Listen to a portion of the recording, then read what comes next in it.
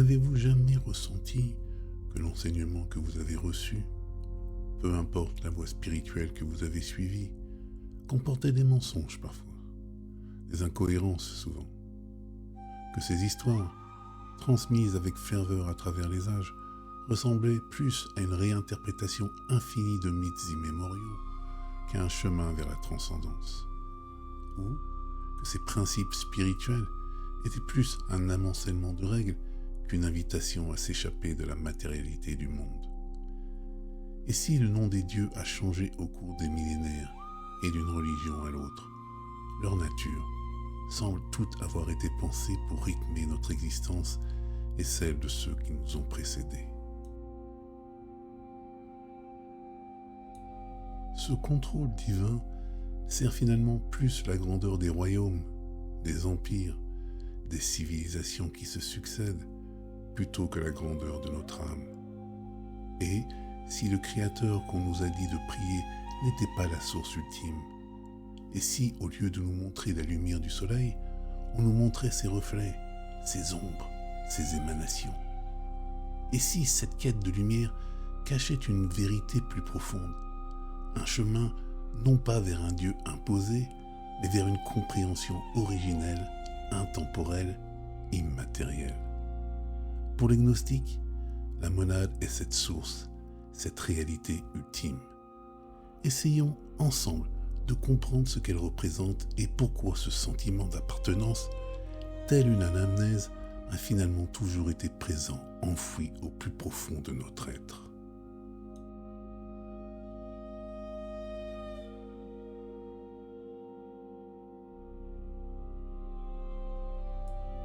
Cette idée d'une unité transcendante, d'une lumière divine originelle, a traversé l'histoire de la pensée humaine, marquant les premiers hommes, les premières civilisations, et perdurant jusqu'aux philosophies contemporaines. Il y a plus de 5000 ans, dans l'Égypte ancienne, Atum, créateur de l'univers, était déjà une figure centrale. Il représentait l'unité originelle, issue du néant primordial, le Noun, une sorte d'océan de potentialité avant la création du monde. Atum crée tout à partir de lui-même, incarnant ainsi l'idée que tout dans l'univers découle d'une seule source divine. Cette notion de l'un, comme origine de toute chose, préfigure les concepts ultérieurs de la monade.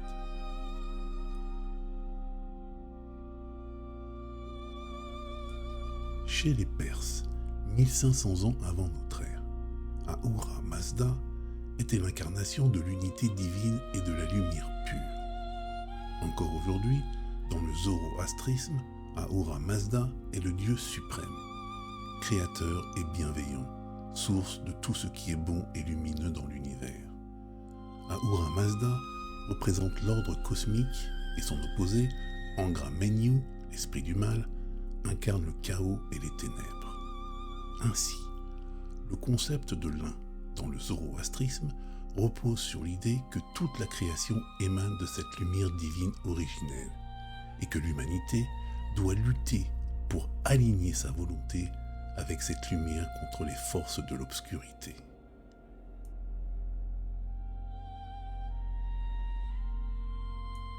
Entre 1500 et 500 avant notre ère, dans les Upanishads, textes fondamentaux de l'hindouisme, le concept de l'Atman, l'âme individuelle, et de Brahman, l'âme universelle, reflète une unité divine primordiale. Brahman est l'essence ultime de l'univers, l'unité absolue, au-delà de toute forme et de toute individualité. L'enseignement spirituel de l'hindouisme repose sur la réalisation que l'Atman et le Brahman ne sont qu'une seule et même réalité. Cette révélation conduit à la libération, la moksha, un retour à l'unité originelle.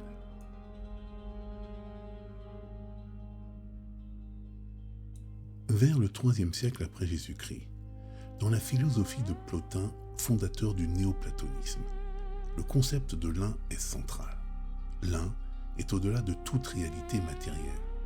Il est l'origine de tout ce qui existe, un principe absolu et transcendant, source de toute beauté et de toute réalité. Dans ses écrits, l'un est à la fois l'infini et l'indivisible, et il se distingue de tout ce qui est sensible ou intellectuel. Le but de l'âme humaine est de se rapprocher de cet un, de retrouver l'unité originelle.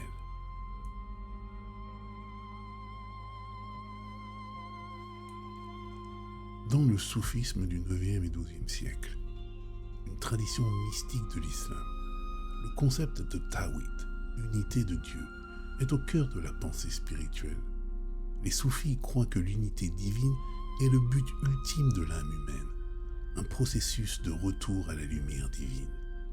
Rumi, poète mystique soufi, évoque souvent l'idée que l'âme cherche à s'unir à cette lumière divine, tout en transcendant la matérialité du monde. La quête spirituelle est vue comme un voyage vers l'unité et l'amour divin.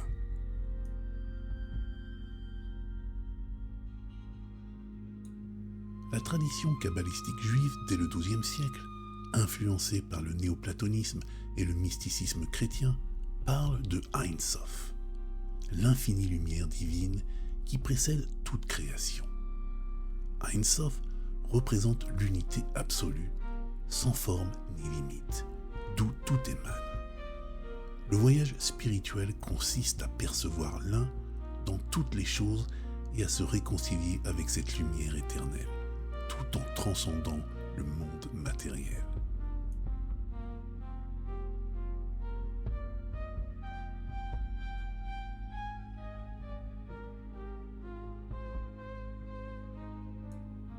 Dans le christianisme mystique du XIIIe siècle, des mystiques chrétiens, comme Maître Eckhart, ont aussi développé l'idée d'une unité divine dans leur quête spirituelle. Pour Eckhart, l'âme humaine porte en elle une étincelle divine, et l'union avec Dieu ne réside pas dans l'adoration externe, mais dans la fusion intérieure avec l'un. L'objectif est de transcender les dualités de la vie terrestre pour retrouver l'unité originelle avec le divin.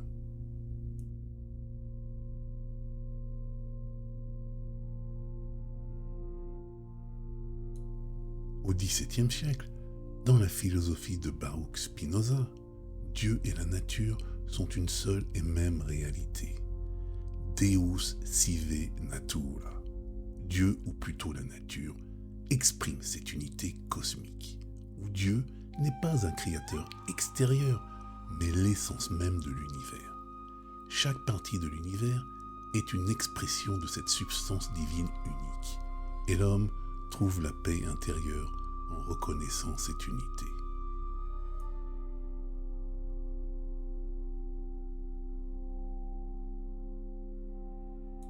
Enfin, dans la philosophie contemporaine du XXe et XXIe siècle, dans les mouvements ésotériques modernes, comme ceux inspirés par la théosophie ou le Nouvel Âge, on retrouve également l'idée d'une lumière divine universelle qui relie tous les êtres et toutes les choses. Ces courants parlent souvent de l'unité cosmique, de l'interconnexion de tous les êtres et de la quête spirituelle comme un retour vers cette source divine originelle. Des penseurs, comme Pierre Teilhard de Chardin, ont également proposé l'idée que l'humanité évolue vers une unité divine et une conscience collective cosmique.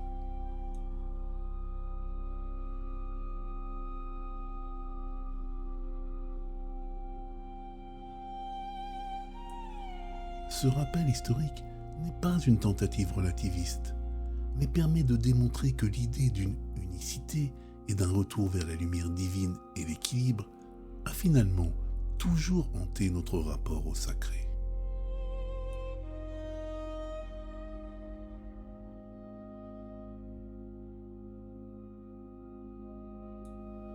Quant au gnosticisme, il se structure quant à lui en même temps que le catholicisme, dès les 2e et 3e siècles après Jésus-Christ. Il émerge comme une vision radicale du monde, en rupture avec les enseignements orthodoxes du christianisme naissant.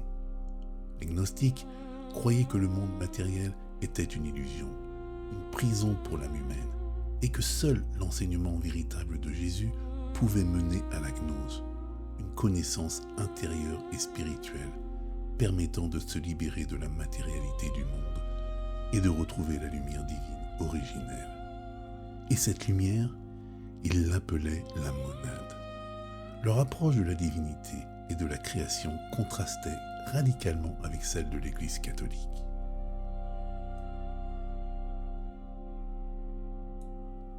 Le premier point de conflit majeur résidait dans la nature de la création et du Dieu créateur. Pour les gnostiques, le monde matériel a été créé par un démiurge, un être inférieur et défectueux. Cet être, qu'ils nomment Yaldabaoth, piège l'âme dans le corps. À l'opposé, l'Église catholique, influencée par les lettres de Saint Paul et les 4 évangiles, considère que Dieu, en tant que créateur unique et parfait, a créé un monde matériel naturellement bon et que la rédemption passe par la réconciliation de l'âme avec le divin. Cette vision dualiste du gnosticisme, qui rejette la matière comme intrinsèquement mauvaise, entre donc en contradiction avec l'idée chrétienne d'une création divinement ordonnée.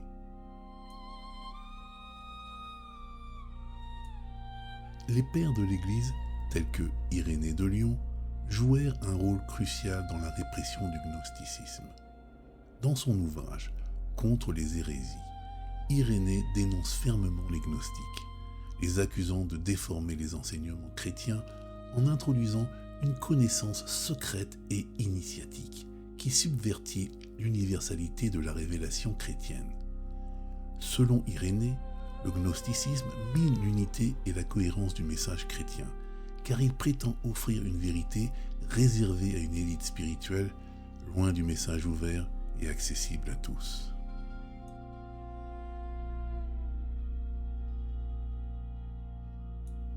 En plus de ces divergences théologiques, il y avait une dimension politique dans la répression du gnosticisme.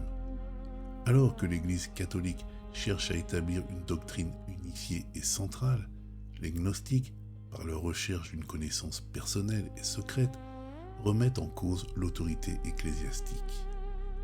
Le christianisme orthodoxe, qui se structure peu à peu sous l'autorité des pères de l'Église, perçoit le gnosticisme non seulement comme une hérésie spirituelle, mais aussi comme une menace pour l'ordre et l'autorité croissant de l'Église. L'Église catholique doit à tout prix garder le monopole de la vérité religieuse, et cela passe par l'élimination des enseignements gnostiques.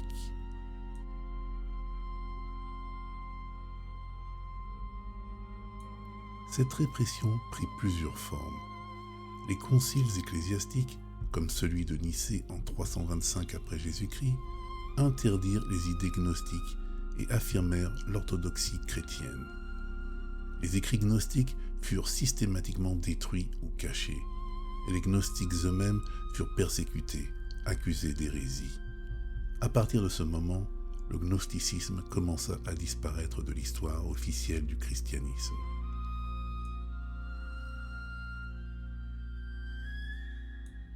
Ce n'est que bien plus tard, avec la découverte des manuscrits de Nag Hammadi en 1945 par 2 frères égyptiens, Mohamed et Ahmad al-Samank, que les écrits gnostiques furent redécouverts, permettant ainsi de réexaminer la richesse spirituelle et théologique du gnosticisme. Ces textes, comme l'évangile de Thomas et l'apocryphon de Jean, apportent un éclairage nouveau sur la manière dont les gnostiques concevaient la relation entre l'âme humaine et la monade, et sur la manière dont ils cherchaient à transcender les limitations du monde matériel.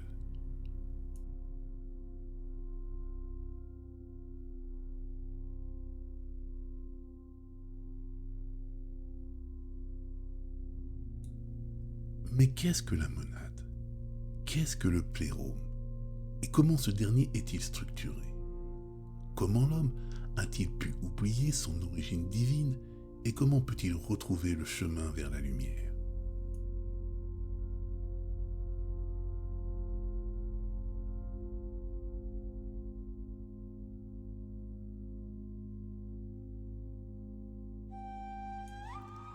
Dans l'apocryphon de Jean, du grec apokryphos, secret, caché, Jean est l'apôtre de Jésus. Plus précisément, le Jean de l'Évangile, souvent identifié comme Jean l'évangéliste. Dans ce texte gnostique, Jean est le narrateur de la révélation mystique qu'il reçoit directement d'une entité divine. Cette entité est une manifestation du plérome, probablement de Léon Christ, qui se présente à lui sous 3 formes différentes et changeantes. La forme d'un enfant, qui représente l'aspect innocent et pur de la révélation, la forme d'un vieillard, qui symbolise la sagesse ancienne, souvent associée à la maturité et à la compréhension profonde des mystères du cosmos, enfin, la forme du serviteur. Cette forme, probablement la plus humble, reflète une idée de service divin, la manière dont la lumière divine se met au service de l'humanité, transmettant la connaissance nécessaire à la libération spirituelle.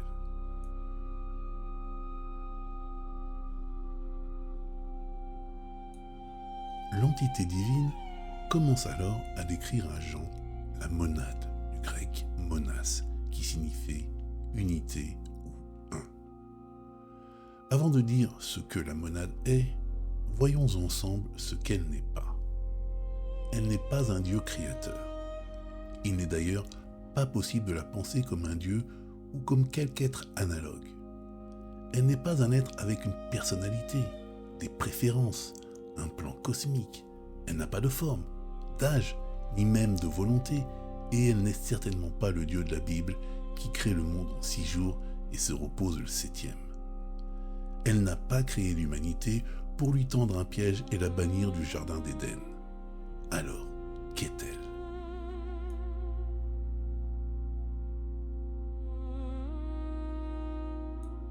Dans l'apocryphon de Jean, l'entité divine décrit la monade comme un esprit qui possède la toute-puissance, le souffle sacré, l'invisible qui embrasse tout. La monade, ou l'un, est un principe sur lequel nul ne règne, car personne n'a existé avant lui. L'un est la lumière illimitée, pas au sens physique du terme, mais au sens illumination. La monade est l'illumination immaculée. Elle est la conscience, celle qui est au-delà du temps, et qui par conséquence englobe tout ce qui est et tout ce qui sera. Avant toute chose, avant toute forme, elle est. Il n'y a ni début, ni fin, ni espace, ni temps. La monade n'est pas un être que l'on prie, mais elle est la conscience qui rend l'idée même de la prière possible. Elle est la matrice, le substrat de toute chose.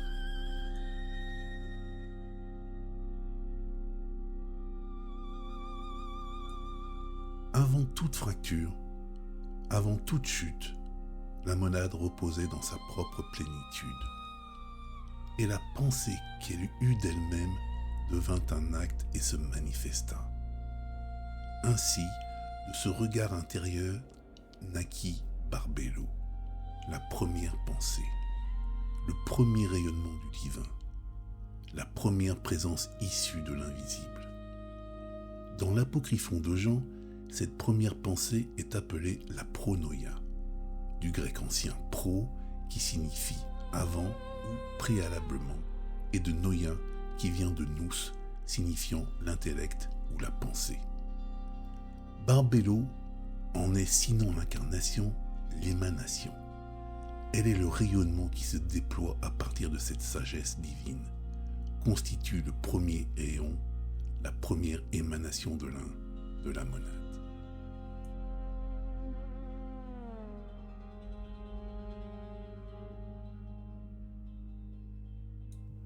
À ce moment de cette narration, il paraît intéressant d'expliquer le mot émanation. Dans l'apocryphon de Jean, Barbelo émane de l'un. Elle n'est pas créée. Cela veut dire qu'elle procède de l'un, comme une lumière qui émanerait d'une source infinie. Barbelo est donc la monade autrement. Elle est une autre expression de la monade, une transmission directe de l'essence divine sans altération. Le mot « création », quant à lui, implique l'émergence d'une nouvelle réalité ou d'une nouvelle matérialité. Pour les gnostiques, cette distinction est primordiale. Pour mieux la comprendre, nous pouvons faire le parallèle avec le feu éternel. De ce feu émane la chaleur, une expression naturelle du feu, tout comme Barbelo est l'expression divine de la monade. Et à l'instant où Barbelo émane de la monade, le plérôme advient. Ce moment de l'émanation marque l'épanouissement de la lumière divine, l'émergence du royaume parfait où tout est encore unité et harmonie. Le mot plérôme provient d'ailleurs du grec ancien pléroma, qui signifie plénitude, complétude ou remplissage. Il est dérivé du verbe pléro, qui signifie remplir ou compléter. Le terme fait donc référence à une plénitude divine, à l'idée d'un état où tout est rempli de lumière et de perfection, et rien ne manque.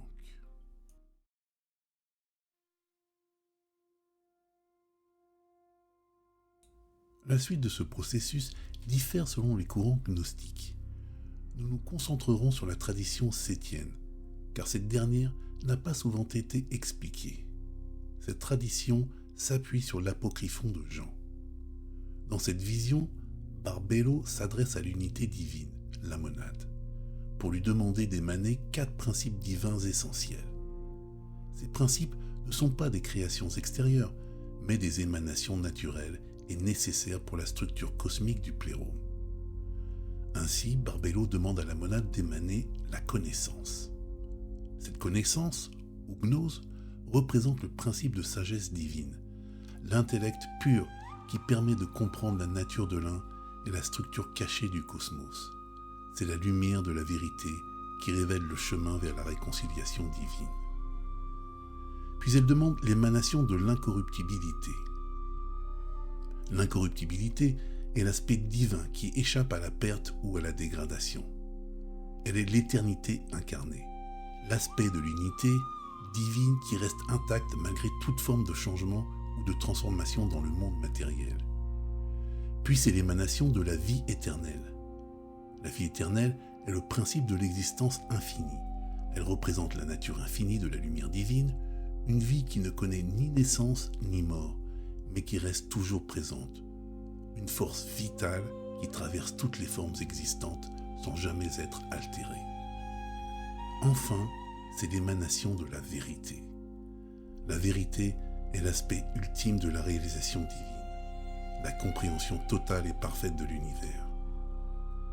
Elle est l'illumination divine qui révèle ce qui est caché, ce qui est au-delà des apparences, l'essence de l'unité divine qui s'épanouit dans la lumière. Ces 4 principes forment les bases de la réalité divine et structurent l'ordre du plérôme. Chaque principe est émané de la monade, et leur déploiement crée un univers spirituel parfait dans lequel chaque aspect de l'existence est un reflet de cette lumière originelle. Avec Barbelo, ils sont les 5 éons androgynes, et ensemble, ils forment 5 paires parfaites, 5 syzygies, chacune masculine et féminine.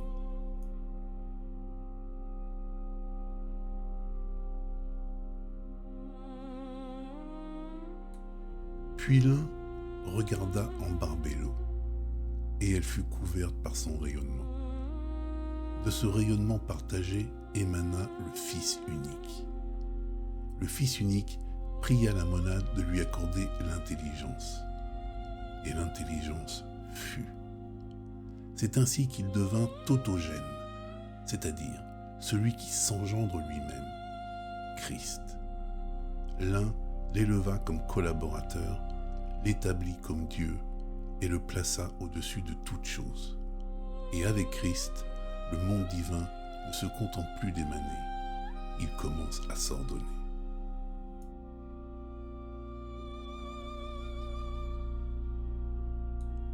L'esprit invisible, l'un, fit émaner 3 autres éons pour aider Christ dans l'organisation du plérôme. La pensée, la volonté et la vie. Puis il fit apparaître 4 anges, les 4 grands luminaires du plérôme, Armosel, Auriel, Devetai et Élélet. Ils ne sont pas de simples figures secondaires, mais les grands foyers de lumière, des hypostases divines autour desquelles la plénitude divine se structure.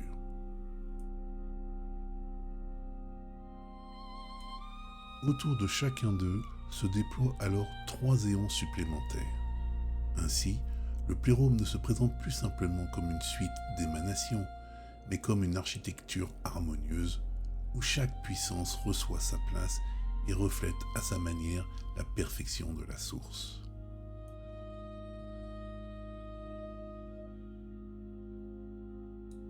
Autour d'Armosel rayonne la grâce, la vérité et la forme. Autour d'Auriel se déploie la conception, la perception et la mémoire. Autour de Davetai apparaissent la compréhension, l'amour et l'idée. Et autour d'Eléleth se tiennent la perfection, la paix et la sagesse. Ainsi prennent forme les 12 éons qui assistent Christ l'auto-engendré. Le monde divin apparaît alors non comme un espace vide ou abstrait, mais comme une totalité vivante, intelligible, ordonnée, où chaque émanation manifeste un aspect de la lumière première sans jamais s'en séparer, et dans un équilibre masculin-féminin parfait.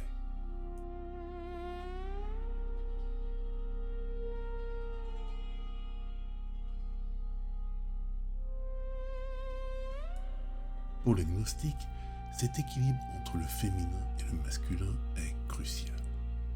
En effet, dans les différentes traditions gnostiques, le plérome est vu comme un univers parfait où les principes masculins et féminins sont en harmonie. L'unité divine, la monade, engendre ces principes complémentaires pour créer l'équilibre nécessaire à l'existence divine.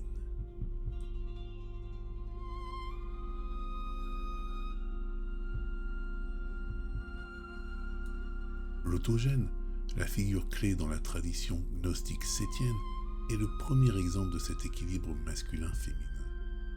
L'avènement de Christ n'est possible qu'avec la création de la première syzygie, formée par le Fils unique et l'intelligence. L'autogène représente donc l'idée que l'unité parfaite dans la divinité, l'émanation divine, ne peut être réalisée que par l'unité du masculin et du féminin.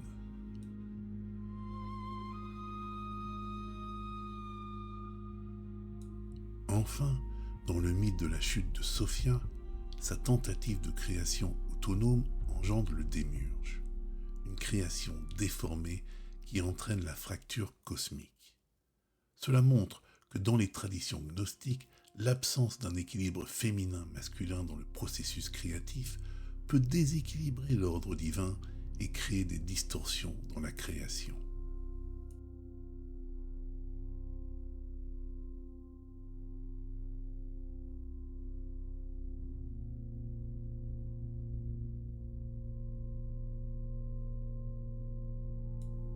Le grand mystère de la monade, c'est qu'elle est tout en même temps, indivisible et présente dans toute chose. Elle n'est pas limitée à un espace ou un temps, elle infiltre chaque aspect de la réalité. Tout ce qui existe, chaque chose, chaque être, est une manifestation de cette unité divine.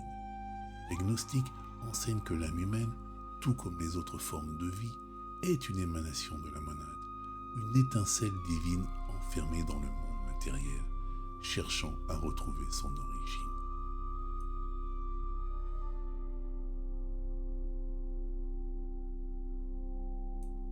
Cette unité divine se manifeste dans le monde matériel, mais elle n'est jamais réduite à la matière.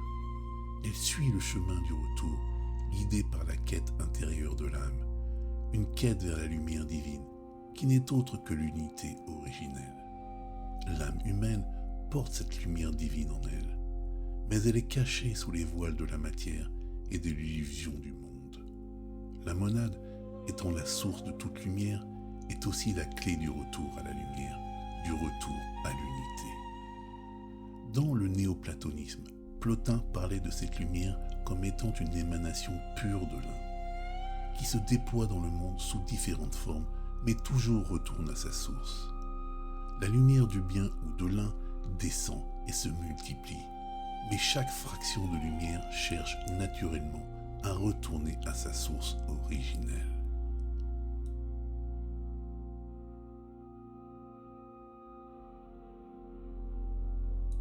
L'un, la monade, n'est pas seulement une idée abstraite, c'est une réalité profonde qui vit en chacun de nous. L'âme humaine porte en elle l'étincelle divine de la monade, un fragment de cette lumière éternelle. Mais cette lumière est souvent cachée, obscurcie par le voile de la matière et des désirs humains. Les archontes sont chargés par le démiurge de nous détourner de cette lumière divine. Les connaître et pouvoir identifier leur champ d'interaction apparaît comme salvateur. Le but de la quête spirituelle est d'échapper à l'illusion de la matière et de réveiller cette lumière intérieure, de reconnaître la monade qui est en nous et revenir à cette unité originelle.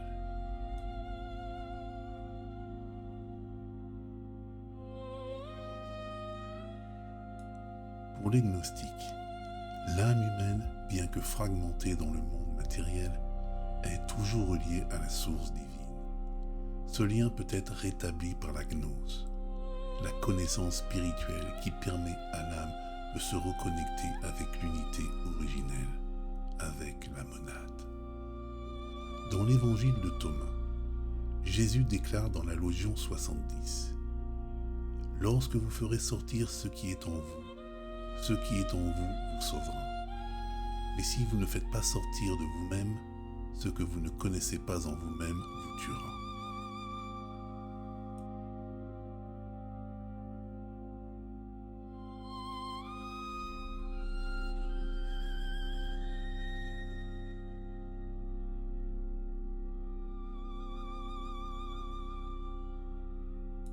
Ainsi, la monade est à la fois la source de tout et l'objectif ultime de la quête spirituelle.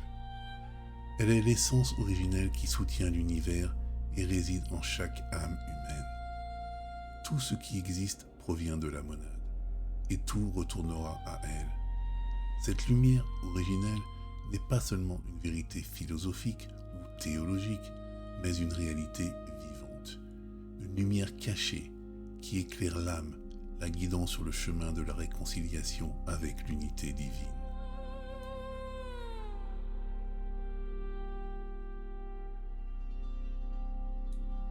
Dans cette quête de réconciliation, le plérôme joue un rôle central.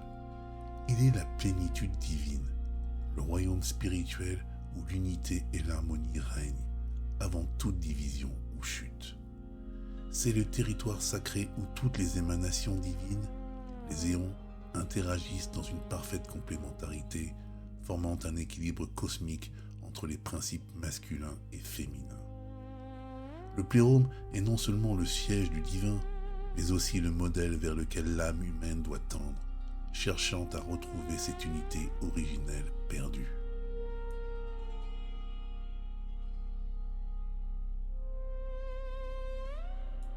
Le plérôme n'est pas un concept abstrait, mais un état de lumière et de sagesse. Chaque âme qui parvient à comprendre la vérité profonde du plérôme atteint l'unité divine, retrouvant son essence primordiale, sa propre monade intérieure. C'est là que réside la véritable réconciliation, où l'âme se fond dans la lumière originelle, guidée par les émanations divines et éclairée par la lumière de la vérité.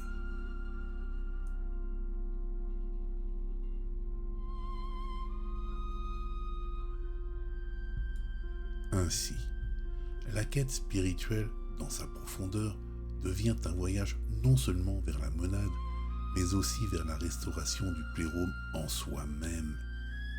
Un retour à l'unité divine qui réside à la fois au-delà de tout et en nous.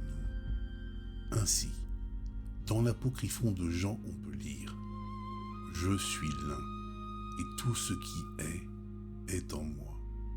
Celui qui me cherche me trouvera, et trouvera la lumière de l'un. »